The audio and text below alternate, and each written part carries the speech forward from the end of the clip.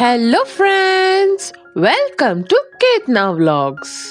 இன்னைக்கு நம்ம இட்லி கூட தோசை கூட சைட் டிஷ்ஷா செம்மையா எல்லாருக்குமே ரொம்ப ரொம்ப பிடிச்ச ஒரு கார சட்னியை தான் பார்க்க போறோம். இந்த கார சட்னி என்னோட ஸ்டைல்ல பண்ண போறேன். ஃபர்ஸ்ட் இதுக்கு என்னென்ன இன்கிரிடியன்ட்ஸ் வேணும்னு பார்க்கலாம் வாங்க. வெங்காயம், தக்காளி, பூண்டு,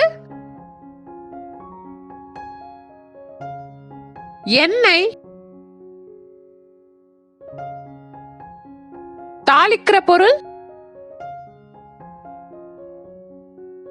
புளி, கருவேப்பிள்ளை,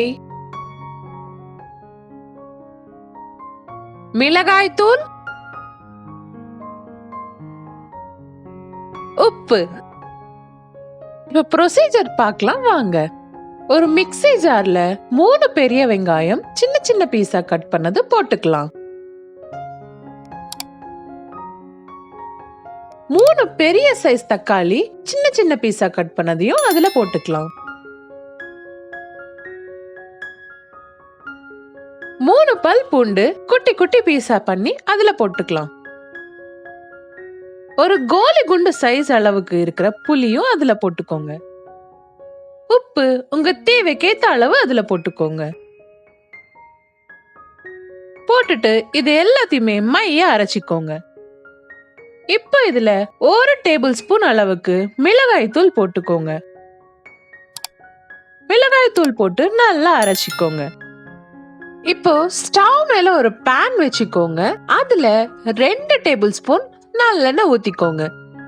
நல்லெண்ணெய் ஊத்தி அது காஞ்ச பிறகு 1 ஸ்பூன் அளவுக்கு தாளிக்கிற பொருள் போட்டுக்கோங்க. இது தாளிக்கிற பொருள்ல கடுகு, ஜீரகம், உளுந்தம் பருப்பு, கடலை பருப்பு இருக்கு. 1 கைப்பிடி அளவு கருவேப்பிலைய போட்டு நல்லா வதக்கிக்கோங்க.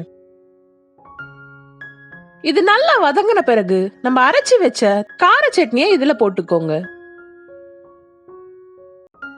போட்டுட்டு இது நல்லா வதக்குங்க.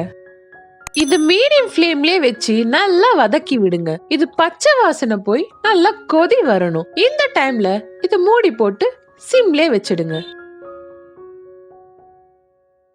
ஒரு 5 நிமிஷம் கழிச்சு ஓபன் பண்ணி பாருங்க. இப்போ ஒரு வாட்டி கலந்து விடுங்க. சட்னி இன்னும் கொஞ்சம் தண்ணியாவே இருக்கு. இது நல்லா கலந்து விட்டுட்டு மறுபடியும் மூடி வைங்க. இது ஏன் மூடி வைக்கிறோம்னா இது கொதிக்கும் போது அந்த தண்ணி தெளிக்கும், அதனால மூடி வைக்கிறோம். இது நல்லா பச்சை வாசனை போய் நல்லா கொதி வருது, எண்ணெயும் நல்லா பிரிஞ்சு வருது. இந்த டைம்ல இது ஹைல வச்சு நல்லா வதக்கி விட்டுக்கோங்க.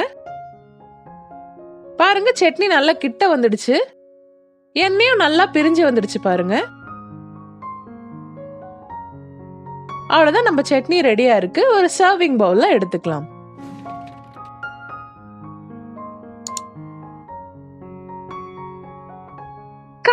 சாரமான கார சட்னி ரெடி.